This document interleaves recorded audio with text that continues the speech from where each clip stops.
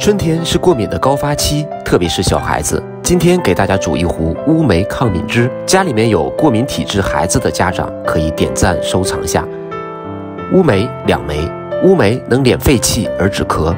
陈皮1克，陈皮燥湿化痰，帮助排除引起过敏性鼻炎的浮痰。山药10克，山药健脾补肺。黄芪6克，黄芪补气固表。白术6克，白术补脾健胃，燥湿利水。姜1片，解表散寒，温肺止咳。大枣2枚，大枣补中益气，可补足气血。粳米1把，也可不加，主要用来温润脾胃。食材备好后，放入养生壶煮30分钟。